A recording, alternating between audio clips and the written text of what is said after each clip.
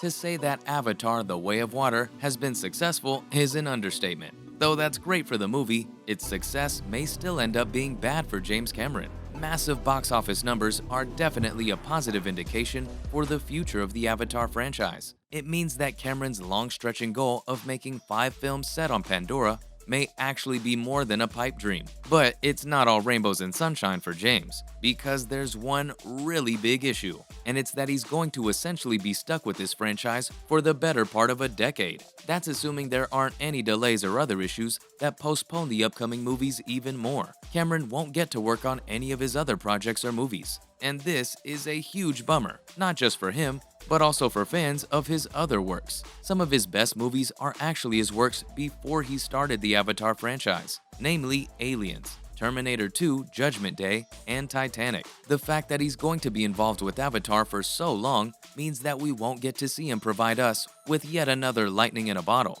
Even more recent projects like Alita, Battle Angel could have used a sequel or spin-off. I climb that tube to Zalem right now. They don't let anybody up there. Now, that's what they want you to think. You just gotta know the right people. I happen to be connected. Oh. But because James was involved with Avatar, it's obvious that we're likely never gonna get it, especially considering the movie wasn't even directed by him. Instead, Robert Rodriguez took over the directorial duties. To kind of scramble, I couldn't think of someone to play the lead, and if I couldn't think of somebody, Quentin really wanted Robert Blake. Wrote the movie, right? And he was in the movie, too. He's in the movie, too. Yeah. And the results of this choice led to the reviews being quite mixed. It's obvious that not everyone is able to capture the magic and success that James brings to the table. And speaking of success, here's what The Way of Water's success means for the Avatar franchise. Cameron may be locked into the Avatar franchise for the rest of his career, but at least if it proves to be successful, maybe he won't really mind it. Most people are probably aware of the expansive ideas that James has had for the franchise. For the longest time, people thought that we would never actually get to see his vision of the Avatar franchise play out. But with the release of the sequel and its widespread success, James made it clear that he's dedicated to his initial plan. The movie's success means that Avatar 3, 4, and 5 are back on the menu, even despite the delays that came along the way. In fact, Avatar 3 has already been filmed, so it's likely we won't even have to wait as much before it makes its way to our screens. That said, the future of the 4th and 5th installments in the franchise is still a bit hazy, and it's possible that the performance of the 3rd part could affect James's ultimate plan. If the 3rd one doesn't do as well, he may decide to pull the plug on the 5th installment and just wrap things up in the 4th one. Though it's clear that Pandora is still just as enchanting today as it was back when Avatar 1 came out. And its box office success is a testament to the fact that people definitely still care about the franchise. As long as the story and visuals deliver, we think the franchise may get to play out in its entirety, and fans who wanted to see James touch the Terminator franchise again may be disappointed to learn that Cameron stated that he wouldn't make the Terminator today. The legendary filmmaker stated that he would not have made Terminator 2 Judgment Day in the present day. Okay, time out.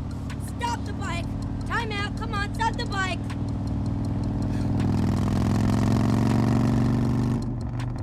He admitted that some of his past works have been way too violent and have featured large amounts of gun violence, and he pointed toward Terminator 2 Judgment Day and True Lies in this regard. Talking about these movies, he said that in today's world of moral movie making, such movies aren't really appropriate anymore. Adding to this statement, he had some other interesting stuff to say. Basically, the more he looks back at his older films, he realizes that he almost fetishized guns, glorifying the violence they posed in many ways. That's really an unsafe thing to do nowadays, considering the rampant cases of real-life gun violence that happen daily. He stated that he's happy to be living in New Zealand, where all assault rifles have been banned. This happened 2 weeks after the horrific mosque shooting that shook the country a few years ago.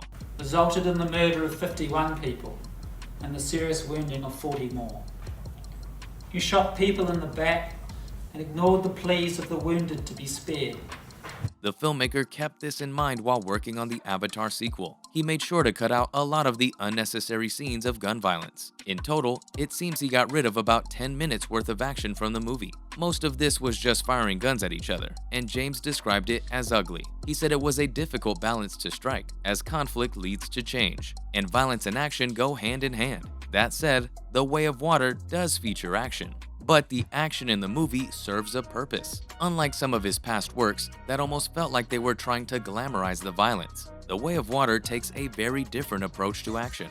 As with any movie like this, of course you need to add in action, but James has been careful not to overdo it or make it feel overly indulgent. What's more, the action is something that feels like it's leading up to something and serves a purpose. The Way of Water does have an intensely long final battle sequence that goes on for quite some time. This is pretty similar to the first movie, though in the first movie, the good guys and the bad guys are equally opposed. But by the end, the good guys get defeated quite a lot, as their heroes end up dying. Jake ends up saving the day in a Deus Ex Machina moment by gaining some nature powers. It's kinda lame in a way when you think about it. In comparison, the second movie handles the battle sequence very differently. James didn't even want to call it a battle really. Instead, he described it as a rout. It's the revenge of the Na'vi and the Tolkien after all. The main spectacle is what happens after the battle, according to Cameron. He thinks that the real challenge and the real defeat, the thing that must be recovered from, happens after the battle. This whole switch in philosophy may mean that James may change the villains in the upcoming Avatar movies.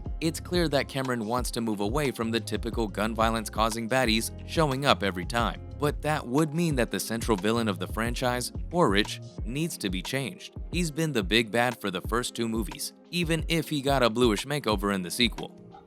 I'm not going to ask you to betray Jake Sully. I know you'd never do that. You're loyal, and I admire loyalty.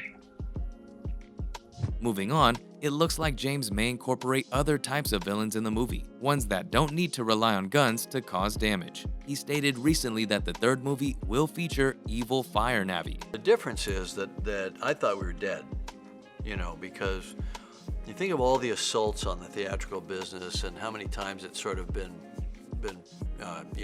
Yeah, you heard that right. We're going full Avatar The Last Airbender now. This evil tribe of Na'vi may take the forefront in the third installment, and possibly for the rest of the series. The sin. The tails are weak. You'll be slow in the water. This would mean that the constant amount of guns and bullets flying around will probably get reduced. That should fall in line with James wanting to make gun violence less of a prominent aspect of his newer works. Plus, at this point, we're sure everyone's super tired of seeing Quaritch all the time. Yes, we get it, he's a bad guy. But can you move on already, James? Surely there are more things to cover in the franchise beyond the simplistic metaphor on colonization. Anyways, I'm sure you've got your own thoughts on The Way of Water and its success. Let me know what you thought about the movie. Compose for the big screen, you compose in scope composition and so on, you move the camera, you create a lot of detail. Still plays on video. Thanks for watching, and we'll see you next time.